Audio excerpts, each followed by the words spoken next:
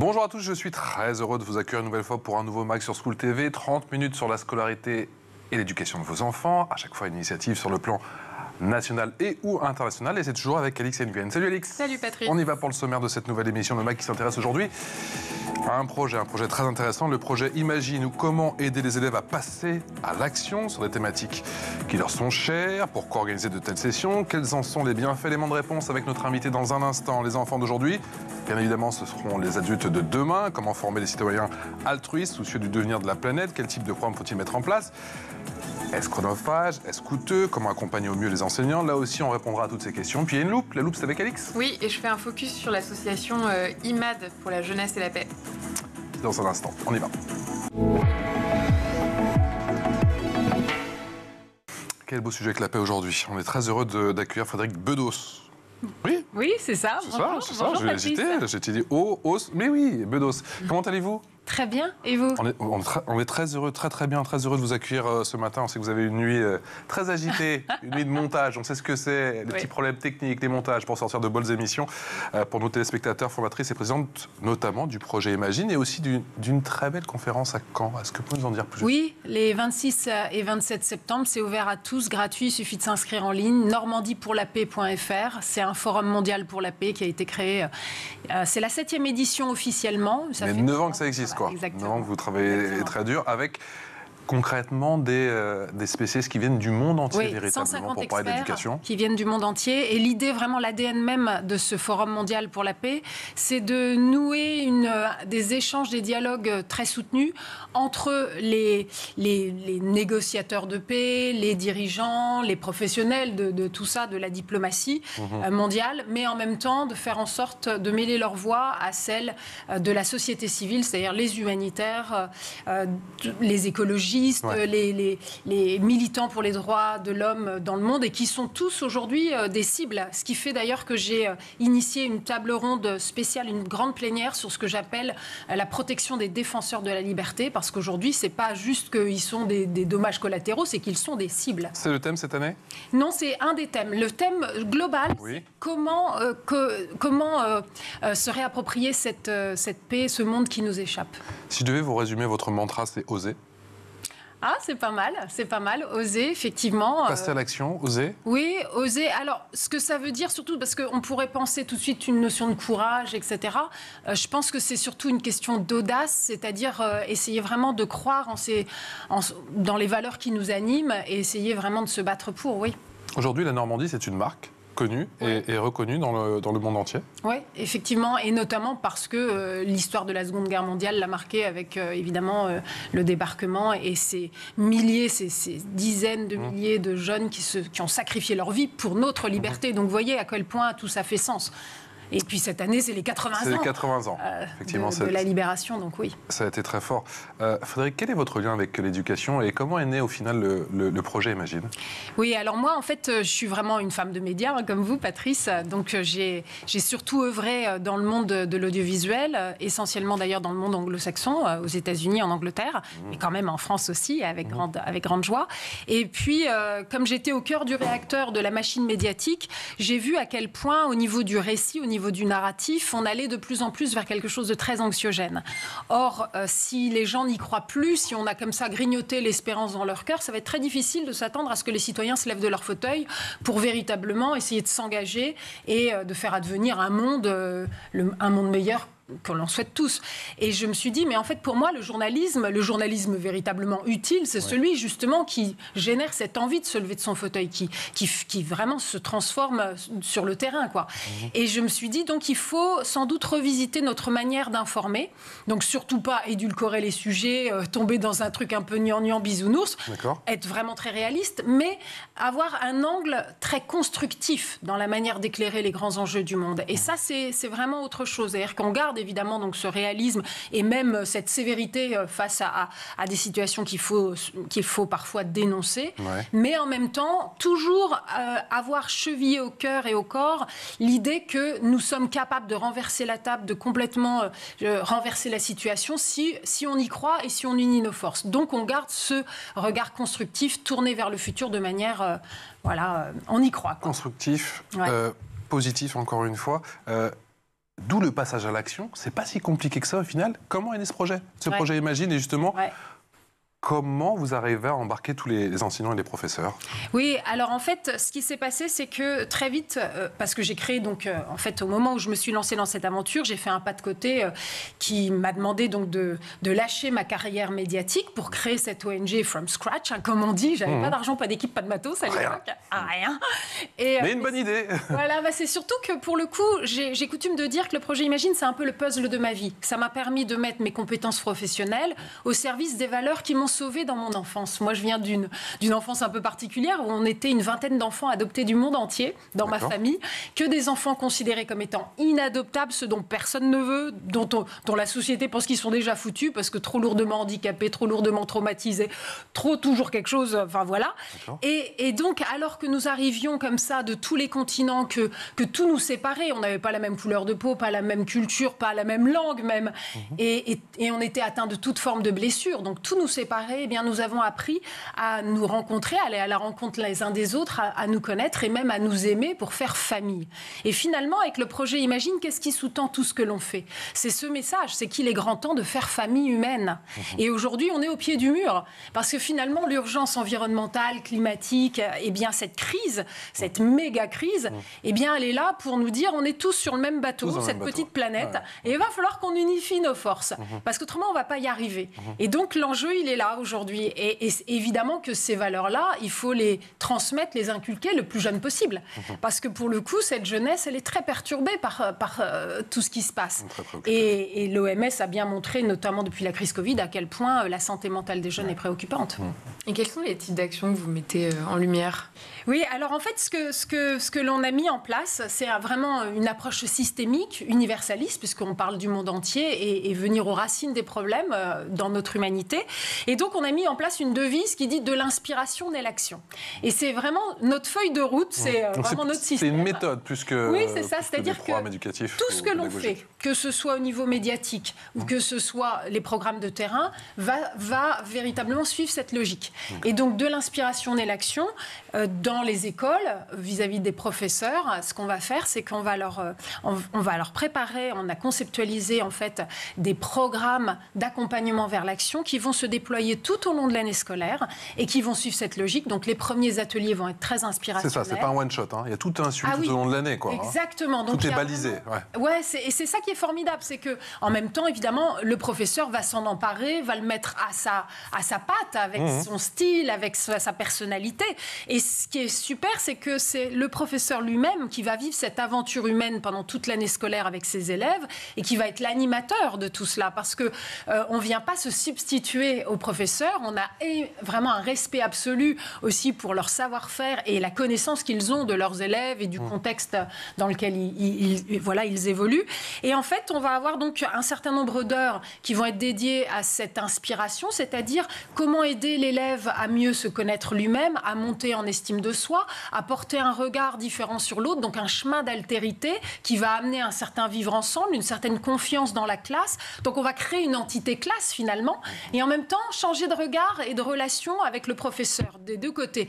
Parce que finalement, le professeur va devoir, pour ses ateliers, changer son positionnement, sa posture, puisque là on est sur des ateliers très participatifs, donc qui demandent plus d'horizontalité. Et c'est en même temps très ludique. Donc on va peu à peu éveiller les esprits de ces jeunes au fait que oui, effectivement, le monde peut être angoissant en ce moment, et il y a beaucoup de problèmes, mais en fait, vous pouvez aussi faire partie de la solution. Et ça, c'est très enthousiasmant. Et donc, on va les éveiller à tout ça. Et puis, il va y avoir un moment charnière dans l'année où d'un coup, on va leur dire, bon, bah, maintenant que vous savez que vous pouvez agir, est-ce que vous avez envie d'agir ? Bah oui, bien sûr qu'ils ont envie d'agir. Et là, on rentre vraiment dans la pédagogie de projet. Ils vont mettre en place un projet solidaire qu'ils auront choisi. Alors, c'est ça. Et ça, c'est formidable. Mais alors, qu'ils auront choisi, ils doivent au final tous se mettre d'accord sur un projet. Est-ce qu'au final, il y a des choix, plusieurs thématiques qui sont proposées? Oui, comment ça se passe du coup? Alors ça, mais moi je trouve ça dépend de chaque classe, ça dépend de chaque établissement, c'est ça? Il n'y a pas de règle en fait. Vous savez, on s'appelle le projet Imagine. Ouais. Donc on est bien d'accord que l'idée c'est d'ouvrir les écoutilles et vraiment cette créativité, lâcher la créativité. Mais c'est aussi l'école de la démocratie finalement. Vous avez cette entité classe, il faut avoir conscience que la scolarité c'est une expérience sociale d'abord et avant tout.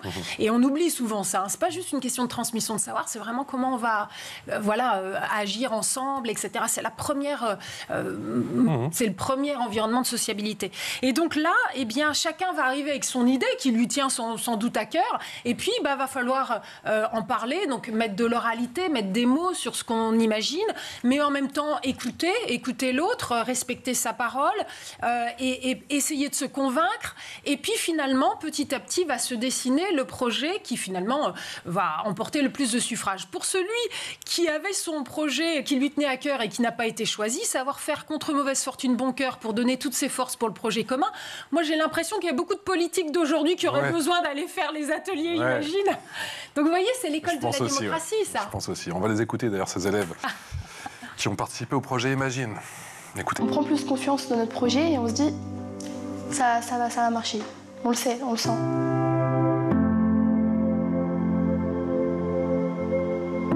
Tout le monde propose ses idées. Il n'y a pas de mauvaise ou de bonne réponse. On a pu échanger avec nos camarades. Enfin, on s'est découvert en fait. Moi, je trouve que ça enlève des peurs, ce projet. Ça leur donne des ailes.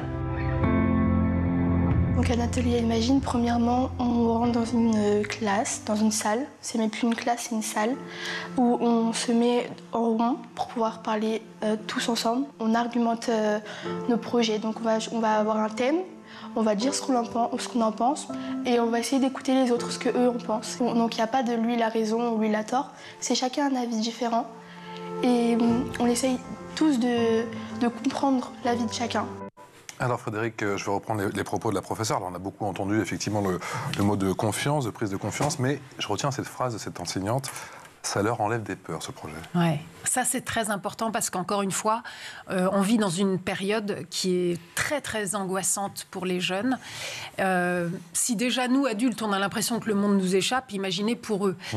Et ça... aussi jeune soit-il, c'est-à-dire que c'est vraiment quelque chose maintenant qu'on observe même chez les tout petits. Ça veut dire qu'avant même qu'ils aient les mots pour l'exprimer, en fait, ils sont déjà imprégnés par tout cela. Parce qu'évidemment, c'est des éponges et ils sentent bien l'atmosphère autour d'eux. Donc, il faut absolument... Ça a été longtemps un angle mort, maintenant, ça commence vraiment à sortir. Nous, on s'en était aperçus, on a eu cette intuition-là il y a très longtemps. Et donc, ça fait partie des éléments qu'on essaye d'adresser dans nos programmes. Et finalement, qu'est-ce qui permet de mieux faire reculer la peur, si ce n'est que de pouvoir se mettre en action et de le faire de manière collective. C'est-à-dire que là, pour le coup, il se passe quelque chose, une dynamique. C'est la même chose pour nous adultes. Voilà, quand quelque chose nous fait très peur, à partir du moment où on se met en action, déjà, ça va un peu mieux. Et justement, cette anxiété, est-ce qu'elle se traduit à travers leurs envies de projet? Est-ce qu'il y a des sujets, des problématiques qui reviennent souvent? Moi, je me souviens d'une chose que j'avais trouvée très emblématique quand j'avais commencé à avoir cette intuition donc sur cette angoisse qui imprégnait le cœur et l'esprit des jeunes. Il se trouve que ma fille est artiste et elle a donné pas mal de cours pour des tout petits, des cours d'art pour des tout petits en Angleterre. Parce qu'on a une vision, nous, internationale, évidemment. Et elle m'avait dit à quel point elle était choquée. Le dernier cours de l'année, donc qui précédait les grandes vacances, elle leur avait donné un sujet ouvert, Holidays, les vacances. Et en fait, c'est tout petit. Il n'y avait pas un dessin qui n'était pas anxiogène, où il montrait la mer avec des poissons qui étaient pris dans des filets, des choses comme ça. Et je lui ai demandé, donc elle était assez choquée, quand même éprouvée de voir à quel point c'était prégnant. Et je lui ai demandé, est-ce qu'il y en a un qui s'est mis dedans en train de sauver un poisson ou quelque chose? Et elle m'a dit pas du tout. Donc ça veut dire que pour eux, l'angle mort aussi, c'est de comprendre qu'ils peuvent avoir un rôle à jouer. Or, quand vous commencez à éclairer ça, là, vous déminez quelque chose. Il y a quelque chose vraiment qui est désamorcé. Donc je pense que, et c'est valable pour nous tous en réalité, encore une fois, je pense qu'on a besoin de sentir qu'on peut être partie prenante, qu'on a un rôle précieux à jouer dans la société. Et c'est aussi très valorisateur. Et là, pour le coup, je pense surtout aux ados, à ceux aussi qui sont dans les lycées, etc. Ils sont pris dans tellement de choses qui sont qu'ils appréhendent de manière un peu outrancière, parce que la jeunesse, elle est radicale, vous voyez. Et donc, comment aller à leur rencontre alors qu'en même temps, ils sont submergés par ce monde de la post-vérité, finalement, des vérités alternatives, des fake news, etc. On est dedans, là. Donc voilà, donc il y a vraiment beaucoup de choses à faire pour reprendre les choses à la racine, pour aussi ramener cet esprit critique, cette prudence critique, mais qu'on doit aussi nous embrasser. Je pense que vraiment, il n'y a pas d'âge pour ça en ce moment. Et vous avez des exemples de projets, justement? Ah oui. Alors les projets, c'est ça qui est génial, c'est que ça va dans tous les sens. C'est-à-dire vraiment, ils peuvent aller sur des projets écologiques, sur des projets d'intergénérationnalité, aller aider dans des EHPAD, faire des choses choses culturelles, faire des choses autour de l'inclusion, vers le handicap, etc. C'est aussi des projets qui peuvent être plus ou moins ambitieux. Et ça aussi, ça va avec l'âge. Hein, parce qu'évidemment, quand vous êtes chez les tout petits, par exemple, ceux qui vont décider de faire le banc de l'amitié au sein de la cour de récréation, parce qu'ils ont bien compris que certains se sentent seuls dans la cour de récréation. Et puis, vous allez avoir l'organisation de nettoyer des plages ou d'aller faire une course pour la mucoviscidose. Enfin, vous voyez, c'est vraiment très, très varié. Et parfois, c'est assez étonnant parce que comme ça vient d'eux, on est sans arrêt étonné. Et je me souviens d'un collège où les élèves, en fait, vraiment, ce qui les perturbait, c'était le fait que les familles, les gens du quartier ne se parlaient plus. Et du coup, ils ont dit, voilà, nous, ce qu'on voudrait organiser, c'est un grand pique-nique un dimanche où toutes les familles vont venir. Et alors là, je me souviens, c'était un peu la bronca parce que même les professeurs se disaient, bah, là, ça va un petit peu au-delà du périmètre, en plus, c'est un dimanche et tout. Mais ils ont vu que ça leur tenait à cœur. Et ça n'a pas du tout été facile à mettre en place, mais les élèves n'ont rien lâché. Et à la fin, ça s'est fait. Et apparemment, ça a ouvert plein de choses. Or, aujourd'hui, et je pense que vous en avez souvent l'exemple, on a conscience que l'école doit aller bien plus loin que les murs de l'école et doit associer beaucoup plus les familles aussi. C'est très important. Et même sur les inégalités sociales, culturelles, sur les questions de mixité, etc., c'est aussi quelque chose, c'est un vrai enjeu, quoi. Travail d'équipe, un projet forcément fédérateur, un projet qu'ils ont choisi, on l'a bien compris. Ouais. Quel impact sur les performances scolaires ? Alors là-dessus, ce qui est très intéressant, c'est qu'en fait, aujourd'hui, on commence vraiment à évoluer sur qu'est-ce qu'on espère de l'enseignement, finalement. C'est pas juste les transmissions des savoirs, c'est de plus en plus aussi ce qu'on appelle les life skills. Donc tout ce qui sont ces compétences qui permettent véritablement de construire sa vie. Et voilà. Et donc là-dessus, en fait, nous, on est en mode pédagogie de projet, ce qui veut dire qu'il y a quelque chose de très concret, de très palpable. Et ce que ça va laisser comme trace, ça va être autant dans les compétences psychosociales, avec l'estime de soi, etc., que aussi sur les compétences très pragmatiques en termes de logistique, etc. Donc, entre l'idée que vous avez et la mise en place concrète sur le terrain, les élèves vont se rendre compte de la difficulté. En fait, c'est jamais simple. Et ça passe par des étapes incontournables. Et quand ils vont découvrir ça, ils vont voir que c'est pas simple, mais qu'en même temps, cet effort-là vaut la peine. Il y a une fierté qui se dégage. On a réussi à affronter tous les obstacles. Et puis surtout, certaines étapes peut-être me font peur, mais mon voisin pas du tout. Et là, il voit vraiment la force du collectif, des complémentarités, etc. Et donc, vous voyez, moi, au-delà de la réussite du projet en lui-même, c'est ces traces-là qui, elles, vont perdurer tout au long de leur vie. Et ça vaut de l'or. Le programme Clé en main, c'était une condition importante pour la réussite du projet, pour rassurer quelque part les professeurs ? Alors, c'est clé en main, oui et non, c'est-à-dire en même temps, évidemment que le professeur va mettre son empreinte là-dessus, mais c'est vrai que c'était important. Voilà. Mais c'est vrai que c'est une trame assez précise dans le fait qu'on a aussi conscience de ce que vivent les professeurs qui, quand même, ont un énorme travail, sont submergés. Tous les jours, ils reçoivent des nouvelles directives du ministère. Ça change tout le temps. On est d'accord. Donc, ils ont l'impression aussi d'être assez ballottés dans tout ça. Mais en même temps, les professeurs ont à cœur la réussite des élèves. Ils ont à cœur aussi la mission c'est pas un métier comme un autre. C'est un métier d'une noblesse absolue. C'est pas rien. Et donc, du coup, voilà, venir à leur rencontre avec des éléments qui vont leur permettre finalement de leur faciliter la tâche face à des défis qui sont de plus en plus grands, puisque finalement, aujourd'hui, tous les problèmes de la société atterrissent à l'école. Et allez-y, à vous de résoudre tout ça avec toujours moins de moyens, etc. Donc non, il faut avoir tout ça en tête. Donc oui, il y a cette trame qui leur permet aussi de monter en puissance sur des notions qu'ils connaissent peu ou pas encore assez ou mal, et donc d'expérimenter des choses nouvelles. Vous restez avec nous, c'est l'heure de la loupe. Et la loupe, c'est avec Alix. On continue à parler de paix, on continue à parler d'initiatives. Zoom sur l'association IMAD pour la jeunesse et la paix. Oui, cette association a été fondée par Latifa Ibn Ziaten, qu'on ne présente plus vraiment. Pour rappel, c'est la mère d'Imad, le parachutiste de l'armée française assassiné à Toulouse par Mohamed Merah en 2012. Depuis ce drame, Latifa parcourt les collèges à travers la France, transforme sa douleur en une véritable force pour partager un message de tolérance et de lutte contre la radicalisation. De nombreux enseignants la sollicitent pour répondre aux questions de leurs élèves en quête de sens et souvent en situation de mal-être. On l'écoute. Après malheureusement le drame que j'ai vécu le 11 mars 2012, l'assassin qui a tué mon fils Mohamed Merah, Et depuis le 11 mars 2012, j'ai décidé, 40 jours après, de créer cette association et de vivre à travers cette association et de voir chaque action, chaque vie que je peux sauver. Et je vois Ahmed, mon bébé, mon enfant, et grandir à travers l'association. Ahmed.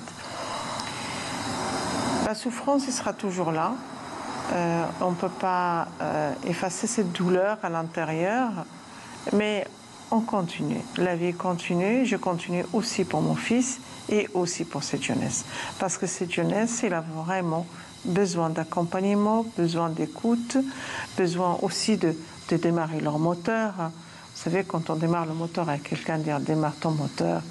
Si tu ne le démarres pas, il n'y a personne qui démarre à ta place. Je suis sûre et certain, aujourd'hui, beaucoup de jeunes, et je suis très contente, c'est pour ça que je continue à faire ces témoignages, aller vers les jeunes, faire des projets, parce que ça marche. Et l'association agit aussi dans des maisons d'arrêt, des foyers et met en place des projets éducatifs et solidaires. Parmi eux, des chantiers et des voyages. Ils permettent à des jeunes en difficulté de découvrir les valeurs de l'entraide, du dialogue et de la coopération. Les encadrants les encouragent à rester engagés et à s'intégrer pleinement dans une société dont ils se sentent parfois marginalisés. Frédéric, vous avez des héros chez Projet Imagine. Latifa pourrait en être une. Complètement. Et vraiment, je vous remercie de mettre en lumière Latifa et son combat. Ça fait pas mal d'années maintenant qu'elle mène ce combat et elle le fait vraiment classe par classe. Et c'est admirable. Et effectivement, avec le projet Imagine, on travaille beaucoup avec ces témoignages de vie qui sont vraiment des formes d'exemplarité dont on a besoin parce qu'elles sont éminemment authentiques. C'est-à-dire ce vécu, cette expérience vécue. Là, on n'est pas dans le blabla, on n'est pas dans le donneur de leçons. On est chez des hommes et des femmes qui ont vécu dans leur chair le message qu'ils essayent de transmettre. Et ça, les jeunes sont pas dupes, quoi. Ça, vraiment, ça fait mouche. Et donc, c'est très important, c'est très beau. Est-ce qu'il a fallu faire comprendre à l'éducation nationale que le projet Imagine, ce n'était pas une concurrence au système actuel, mais un complément au final? Parce qu'on sait que dès qu'on essaie d'apporter, de changer, de faire évoluer leur mentalité, c'est pas si facile que ça. Alors c'est sûr que l'éducation nationale en France, c'est quand même un sacré millefeuille, un sacré labyrinthe. Pour autant, en réalité, alors nous, en tant qu'ONG d'information, c'est toujours un jeu d'équilibrisme. C'est-à-dire que comme on travaille dans le domaine de l'intérêt général, il est évident qu'on doit avoir des liens avec les organes gouvernementaux. Et donc on a toujours veillé à être connu du ministre en place, faire en sorte de dialoguer, etc., en faisant en sorte de ne jamais être récupéré, instrumentalisé. Donc vous voyez, c'est vraiment un pas de deux.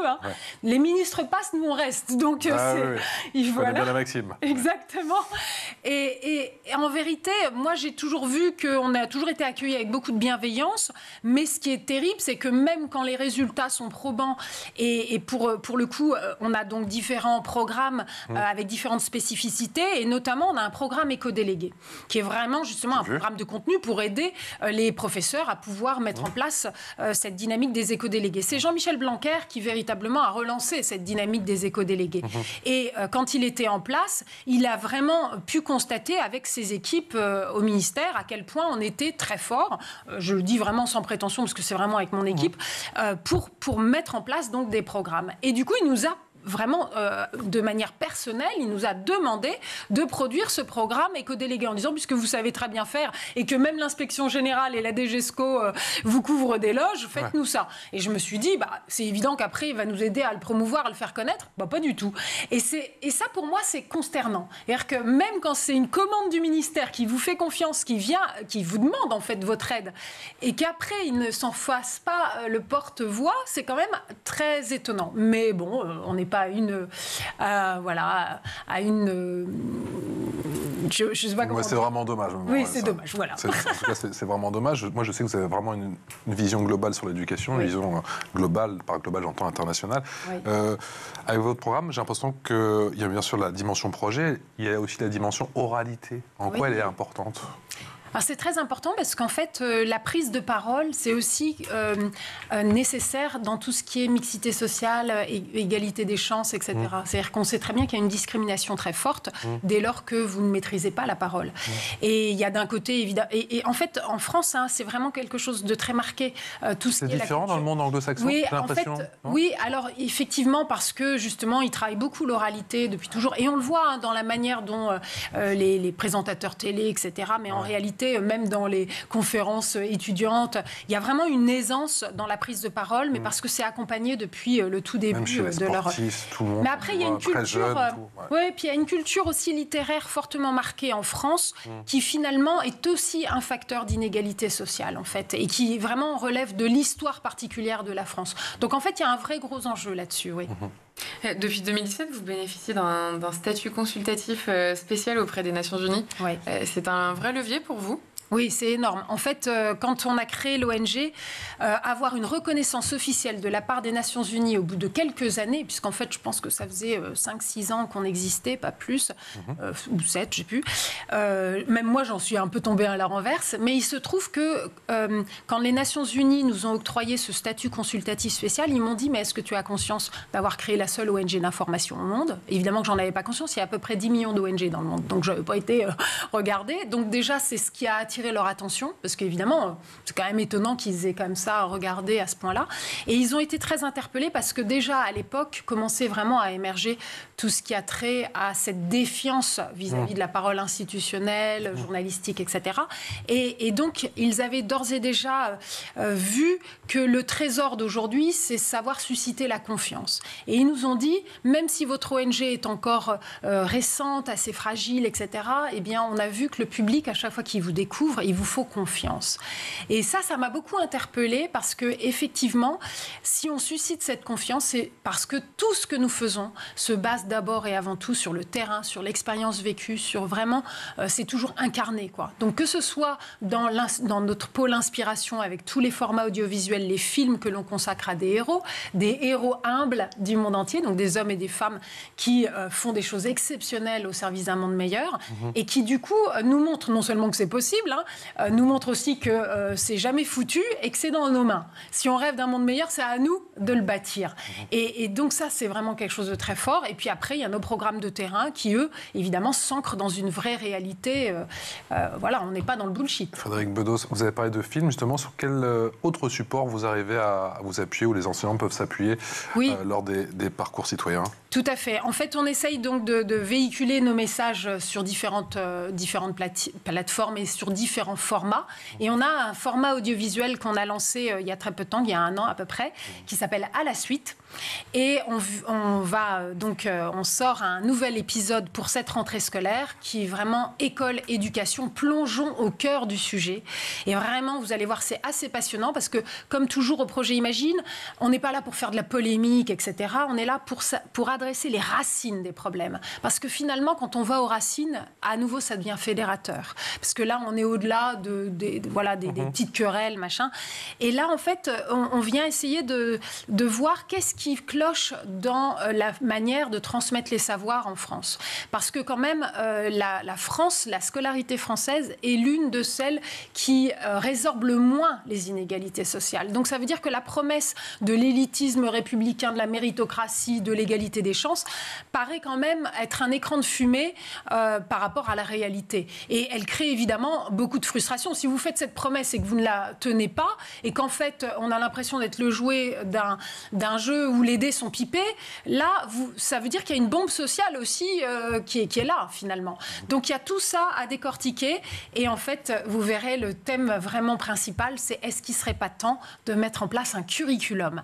Et en fait, c'est un mot quasiment pas connu en France, même par les professionnels de l'éducation, et c'est presque un gros mot, alors qu'en réalité, eh bien, dans le monde entier, il y a eu des pays qui se sont emparés de ça et qui nous montrent à quel point c'est quelque chose de formidable. C'est quoi un curriculum ? Eh bien, un curriculum, pour la faire courte, on pourrait dire que c'est une constitution. C'est vraiment une feuille de route qui va être très claire, qui va mettre noir sur blanc tout ce qui a trait aux objectifs pédagogiques, qu'est-ce que c'est que la transmission des savoirs et quel sens on donne à la transmission de ces savoirs, et en mettant donc toutes les règles du jeu dans un seul document. En fait, ce que ça permet, c'est que finalement, ça va permettre d'identifier toutes les incohérences, toutes les choses qui sont contradictoires, et donc remettre de la cohérence dans tout ça, de la pertinence, de la lisibilité aussi, et finalement remettre tout le monde autour de la table. Parce qu'un curriculum, ça nécessite de faire un grand consensus social. Donc remettre tout le monde autour de la table, ça demande souvent quelques années de travail, mais on remet tout à plat. Et évidemment, quelques années de négociation. Et c'est pour ça qu'en France, c'est pas évident, mais en fait, ça vaut tellement le coup parce que c'est quand même nos enfants qui sont en jeu, effectivement. On va déjà attendre de voir si on a un gouvernement. C'est pas gagné. Ce serait déjà pas mal. Ce serait déjà pas mal. Merci beaucoup, Frédéric. Merci d'être venu nous voir aujourd'hui sur le plateau de School TV Le Max avec Alix. Jean-Luc Bedos, qui est fondatrice et présidente du projet Imagine. Vous l'aurez compris, allez vous renseigner. Renseignez-vous, effectivement, c'est assez extraordinaire. J'engage effectivement, et j'incite tous les professeurs, tous les enseignants, enseignantes et directeurs et directrices à se renseigner et à contacter Frédéric, qui ne compte pas ses heures. Croyez-moi. Merci beaucoup, Frédéric. Alix, on se retrouve demain pour une nouvelle aventure. À demain. Ciao.